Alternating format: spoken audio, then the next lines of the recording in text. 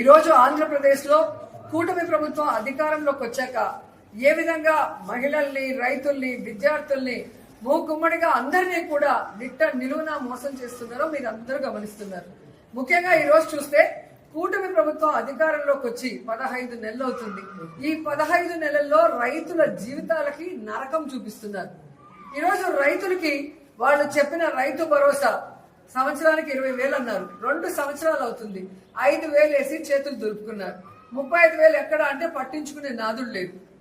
అలాగే మీరు చూస్తే రైతు భరోసా కేంద్రాల ద్వారా, సహకార సంఘాల ద్వారా రైతులకు ఎంత అవసరమైతే అంత ఎరువులు, యూరియా, విత్తనాలు, పురుగుల మందులు, యంత్రాలు అన్నీ కూడా జగన్మోహన్ రెడ్డి గారు సరఫరా చేసేవారు. కానీ ఈ రోజు కనీసం రైతులు తాము పెట్టుకున్న పంటకి కాపాడుకోవడం కోసం యూరియాని అడగటానికి వెళ్తే యూరియా లేదు. మరి కేంద్రం ఇచ్చిన లక్షల టన్నుల యూరియా ఏమైంది రైతులకు ఇవ్వకుండా అంటే ఈరోజు తెలుగుదేశం పార్టీ నాయకులు, వ్యాపారస్తులు కుమ్మక్కై దాన్ని బ్లాక్ మార్కెట్ లో అమ్మేసి ఈరోజు ఏ విధంగా రైతుల జీవితాలతో చెలగాటమాడుతున్నారో మీ అందరూ కూడా గమనిస్తున్నారు. ముఖ్యంగా నా నియోజకవర్గం నగరి గురించి నేను చెప్తాను. స్టేట్ అంతా ఎలా జరుగుతుందో మీకే అర్థమవుతుంది. ఎందుకంటే ఈ రోజు నగరి నియోజకవర్గంలో నిన్నటి వరకు రైతులకు కావాల్సిన యూరియా ఇవ్వకుండా దాన్ని బ్లాక్ మార్కెట్ లో అమ్ముకుంటే రైతులు విధిలేని పరిస్థితిలో తమిళనాడుకు వెళ్లి కనకమ్మ సత్రంలో, అలాగే పల్లిపట్టులో, తిరుత్తనిలో, ఎన్నెల్కండ్రిగలో, పొద్దుటూరులో ఈరోజు వెళ్లి ఎక్కువ డబ్బుకి మరి ఈరోజు కొనుక్కొని ట్రాన్స్పోర్ట్ ఛార్జెస్ మళ్లీ కూడా దాని మీద భారీగా వేస్తే ఈరోజు రైతన్నలు వెన్నెముక విరిగిపోయే విధంగా, అంటే ఈ వెన్నుపోటు రాజకీయాలు చేసే చంద్రబాబు నాయుడు ఆఖరికి మామతో పాటు రైతులు కూడా ఎలా వెన్నుపోటు పొడిచారో ఒకసారి చూసుకోండి. ఎందుకంటే ఆయన వ్యవసాయం దండగాని తన మనసులోని మాట బుక్కు రాసిన గొప్ప మేధావి. అలాంటి వాడిని నమ్మినందుకు ఈరోజు రైతన్నల జీవితాలు సర్వనాశనం చేశారనేది మీరు అర్థం చేసుకోవాలి. ఎందుకంటే యూరియా ఒకటే కాదు, చంద్రబాబు నాయుడు, పవన్ కళ్యాణ్ అధికారంలోకి వచ్చాక ఈ రోజు రైతులకు ఇవ్వాల్సిన రైతు భరోసా లేదు, పంటల బీమా లేదు, అలాగే ఈ క్రాప్ లేదు, అలాగే రైతులకి పండించిన పంటకి గిట్టుబాటు ధర లేదు, మిర్చికి లేదు, పొగాకు లేదు, ఉల్లికి లేదు, చీనీకి లేదు, మామిడికి లేదు, వరికి లేదు. మరి ఎందుకు ఈ ప్రభుత్వం? దేనికి వీళ్ళకి పదవులు?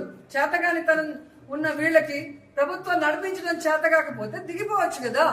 మొదటిసారి ముఖ్యమంత్రి అయిన జగన్మోహన్ రెడ్డి గారు ఎలా రైతు భరోసా కేంద్రాలు తీసుకొచ్చారు, రైతులకి వాళ్ళ గ్రామాల్లోనే అన్ని ఎలా అందించి వాళ్ళకి అన్ని రకాలుగా అండగా నిలబడ్డారు.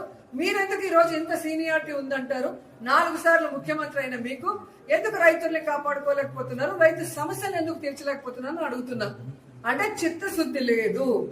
ఈ రోజు చంద్రబాబు నాయుడుకి, పవన్ కళ్యాణ్ కి, లోకేష్ కి ఈ రోజు రాష్ట్రంలో వాళ్ళ కూటమి ప్రభుత్వంలో ఉన్న ఎమ్మెల్యేలకు, నాయకులకి ఇసుక దోచుకోవడం, మద్యం దోచుకోవడం, అలాగే భూములు దోచుకోవడం, ట్రాన్స్ఫర్లలో దోచుకోవడం ఎలా అలవాటైందో ఈ రైతుల నోట్లో మట్టి కొట్టి యూరియాని కూడా బ్లాక్ మార్కెట్ కి అమ్మేసి దోచుకోవడం చూస్తుంటే వీళ్ళు ఎంత కక్కుర్తిగాళ్ళో ఈ రోజు మనకు అర్థమవుతుంది. సో ఇలాంటి నాయకుల్ని, వ్యాపారస్తుల్ని, బ్లాక్ మార్కెట్ ని నియంత్రించాల్సిన బాధ్యత ఉన్న చంద్రబాబు నాయుడు నియంత్రించకపోగా ఎక్కడా కొరత లేదు, సఫిషియెంట్ గా అంతా ఉంది అన్నాడు. మరి అంతా సఫిషియెంట్ గా ఉన్నప్పుడు ఎందుకు గ్రామాల్లో రైతులకి యూరియా దొరకట్లేదు? ఎందుకు గ్రామాల్లో రైతులకి ఎరువులు దొరకట్లేదు? నేను ప్రశ్నిస్తున్నాను, ఆన్సర్ చెప్పండి. ఈ రోజు మీరు అంటున్నారు కదా అన్ని సక్రమంగా ఉంటే ఈ రోజు జగన్మోహన్ రెడ్డి గారు డేట్ అనౌన్స్ చేశాక ఎందుకు నిన్న మీటింగ్ పెట్టుకున్నారు? ఎందుకు సెంట్రల్ మినిస్టర్ నడ్డాకు ఫోన్ చేసి మాకు యూరియా కావాలి పంపించండి అని ఎందుకు అడిగారు? టైం పాస్ అడిగారా? అంటే కొరత ఉందని మీకు తెలిసి సైలెంట్ గా ఉంటారు మీ ఛానళ్ళన్నీ.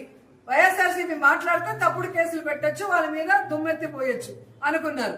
కానీ రైతులు కూడా రోడ్డెక్కి ఈ రోజు అన్ని రకాలు, ఉల్లి రైతులు కానీ, మిర్చి రైతులు కానీ, పొగాకు రైతులు కానీ, మామిడి రైతులు మీ మీద ఎంత నిరసన వ్యక్తం చేస్తున్నారో మీరు గమనించారు. దానికి అండగా ఈరోజు వైఎస్ఆర్సీపీ నిలబడగానే మీరు దిగొచ్చి ఈ రోజు కేంద్రంతో మాట్లాడుతున్నారే. మరి ఈ రోజు అక్కడ మాదే ప్రభుత్వం, ఇక్కడ మాదే డబుల్ ఇంజిన్ ప్రభుత్వం అన్నారే. మేము లేకపోతే మోడీ లేడు, మా మీద ఆధారపడి ఉన్నాడు అన్నారు కదా. మరి ఎందుకు మన రాష్ట్రానికి కావాల్సిన ఏ బెనిఫిట్స్ మీరు తేలేకపోతున్నారు? ఈ రోజు యూరియాని కూడా మరి రైతులకు కావాల్సినంత ఎందుకు తీసుకురాలేకపోతున్నారు? ఈరోజు ఫోన్లో మాట్లాడటం కాదు, అక్కడే మన కేంద్ర మంత్రులు ఉన్నారు కదా, గతంలో చేసిన వాళ్ళు ఉన్నారు. ఇప్పుడు అచ్చెన్నాయుడు వ్యవసాయ శాఖ మంత్రి అన్న కొడుకే ఉన్నాడు, రామ్మోహన్ నాయుడు. ఊరికే మాట్లాడతాడు ప్రెస్ మీట్ల ముందు కూర్చొని. మరి అధికారం వచ్చినప్పుడు ఎందుకు చేయట్లేదు రాష్ట్ర ప్రజల కోసం? సో ఇప్పటికైనా మీ డ్రామాలు ఆపండి. మీ డ్రామాలు ఆపి రైతులకు కావాల్సిన యూరియాని, ఎరువుల్ని వెంటనే అందుబాటులో తీసుకొచ్చి అందరికీ అందచేయండి.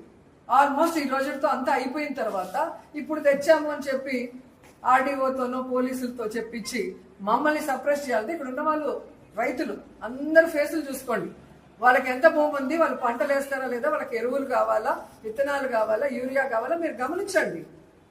కాబట్టి వైఎస్ఆర్సీపీ వాళ్ళు అంటే ఏదో ఒక నింద వేద్దాం, ఏదో ఒక ఫేక్ కేసు పెడదాం అంటే ఎవ్వడు భయపడే పరిస్థితి లేదు.